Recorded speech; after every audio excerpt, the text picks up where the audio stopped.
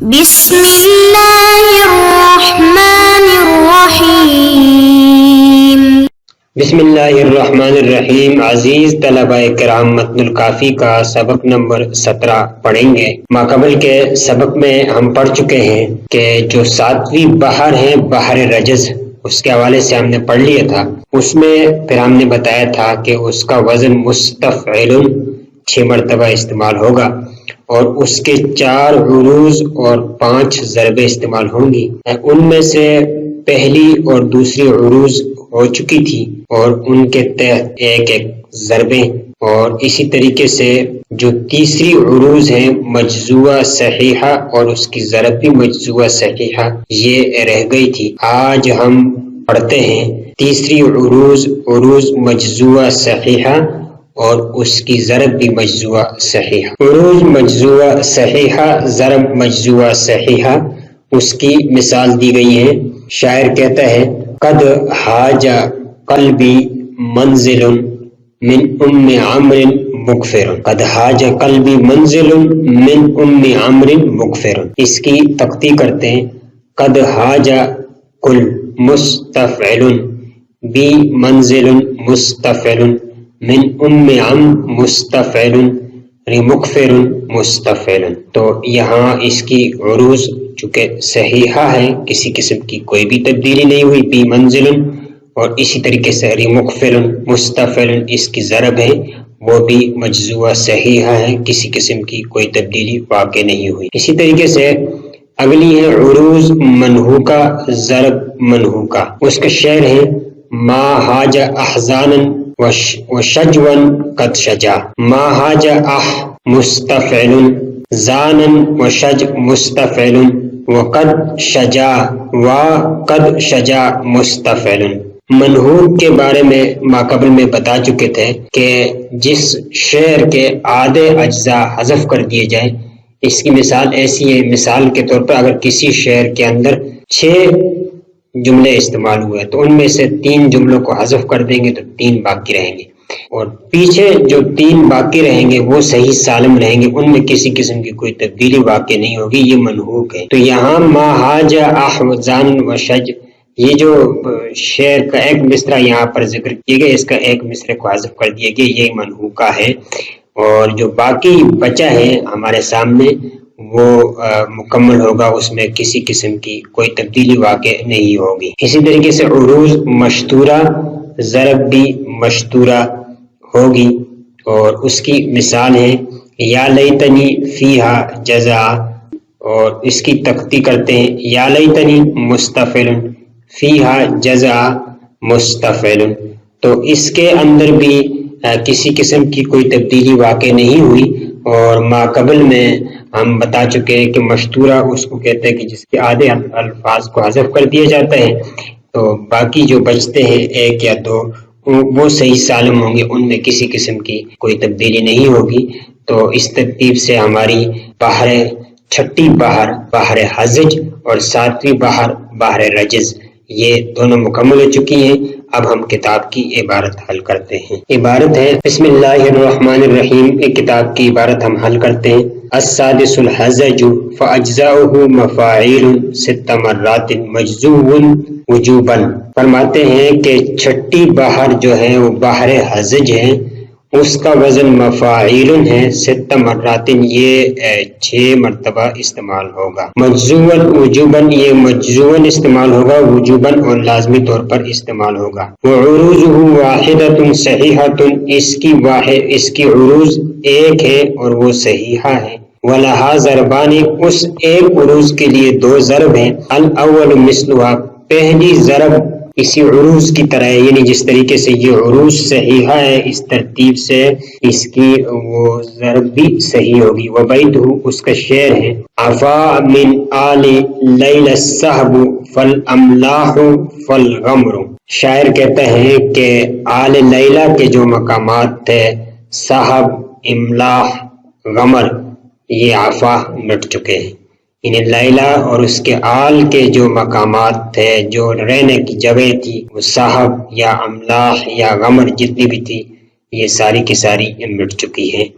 تو اس کے اندر عروض بھی اس کی مجزوعہ صحیحہ ہے اور اس کی ضرب بھی صحیحہ ہے. الثانی محذوف، یعنی دوسری عروض محذوفہ ہے، اور اس کا وبیتہ اس کا شعر ہے وما زہری لباغ الزین بالزہر الزلول.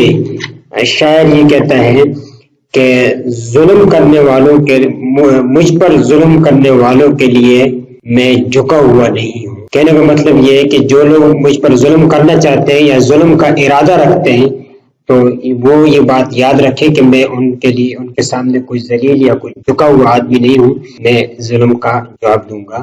تو یہاں پر محذوفہ ہوگی اس کی ضرب، عروض تو اس کی مجزوعہ صحیحہ ہی استعمال ہوگی. السابع الرجز، کہتے ہیں چوتھی بحر جو ساتویں بحر رجز ہے، وہ اجزاؤہ مستفعل 6 مرات، اور اس کے اجزاء یعنی اس کا وزن مستفعل 6 مرات 6 دفعہ استعمال ہوگا.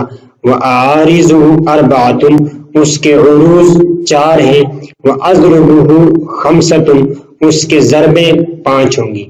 الأولیٰ تامۃ، پہلی عروض تامہ ہوگی. وَلَهَا ضربان، اس کے تحت 2 ضربیں استعمال ہوں گی. الاول مثلها، پہلی ضرب بھی اس عروض کی طرح تامہ ہی ہوگی. وبیتها شعر ہے، اس کا شعر ہے دار لسلمى اس سلیمہ جارۃ کفرا ترا آیا مثل الزبر. شاعر کہتا ہے کہ سلمہ کا گھر جبکہ سلمہ پڑوسن تھی، کفرن اس وقت خالی ہے، ترا آیتہا ان گھروں کے نشانات آپ دیکھو گے، مثل الزبر وہ حروف کی مانند غائب ہو چکے ہیں، حروفوں کے مانند اب معلوم ہوتے ہیں. ان کے گھروں کے یعنی پہلے گھر بنے ہوئے تھے، اب ان کے گھر اس طرح مٹ چکے ہیں، اور اوپر اتنی ہوائیں وغیرہ چل کر ان گھروں کو دیکھ کر، میدان کو دیکھ کر بظاہر ایسا لگتا ہے کہ جیسے کسی کتاب کے اوپر حروف لکھے ہوئے ہیں. اب وہ مکانات اور وہ سلمہ اور اس کا پڑوس میں رہنا یہ نظر نہیں آ رہا. شاعر اپنی محبوبہ کو یاد کر کے اس کے افسوس میں رو رہا ہے. الثانی مقطوع، کہتا ہے دوسری ضرب جو ہے وہ مقطوعہ ہوگی، یعنی عروض تامہ کی دوسری ضرب جو ہوگی وہ مقطوعہ ہوگی. وہ بیتہ اس کا شعر ہے القلب منہا مستریح سالم والقلب منی جاہد مجہود. اس کا ترجمہ یہ ہے کہ القلب منہا مستریح، محبوبہ کا دل پرسکون ہے. القلب منہا مستریح سالم، کہ محبوبہ کا دل پرسکون ہے اور محبت کی مشقت سے محفوظ ہے. محبت سالم، محبت کی مشقت سے محفوظ ہے. والقلب منی جاہد مجہود، جبکہ میرا دل محبت کی مشقت برداشت کر رہا ہے اور تکلیف میں. میری جو محبوبہ ہے اس کا قلب مطمئن ہے اور وہ محبت کے مشقت میں مبتلا نہیں ہے، جبکہ میرا دل جو ہے وہ مشقت میں اور اس کی تکلیف میں مبتلا ہے. الثانیۃ مجزوعۃ صحیحۃ، اسی طریقے سے دوسری عروض مجزوعہ صحیحہ ہے. وضربها مثلها، اس کی ضرب بھی مجزوعہ صحیحہ ہے. اور وبیتہ، اور اس کا شعر ہے قد حاج قلبی منزل من ام عامر مغفر. اس کا ترجمہ یہ ہے کہ شاعر کہتا ہے ام عمر کے خالی گھر نے میرے دل میں ہیجان پیدا کر دیا، یعنی میرے دل کو پریشان کر دیا. ام عمر کے خالی گھر نے مجھے پریشان کر دیا اور میرے دل کے اندر ایک حاجہ کمانی، میرے دل کے اندر ایک ہیجان اس نے پیدا کر دیا ہے. الثالثۃ مشتورۃ، اسی طریقے سے جو تیسری عروض ہے وہ عروض مشتورہ ہے. وہی الضرب، اور اس کی ضرب بھی مشتورہ ہی ہوگی. وبیتہ، اور اس کا شعر ہے ما حاج احزانا وشجوا قد شجا. ما حاج احزانا وشجوا قد شجا. اس کا ترجمہ یہ ہے کہ شاعر کہتا ہے کس چیز نے غموں کا ہیجان پیدا کر دیا. ما حاج احزانا وشجوا قد شجا، یعنی کس چیز کے غموں نے ایک ہیجان پیدا کیا ہوا ہے اور ایک پریشانی میں مبتلا کیا ہوا ہے.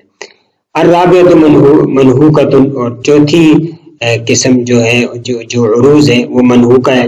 وہی الضرب، اور اس کی جو ضرب ہے وہ بھی منحوکہ ہی ہے. وبیتہ، اور اس کا شعر ہے یا لیتنی فیہا جزع، کاش کہ میں اس وقت جوان ہوتا۔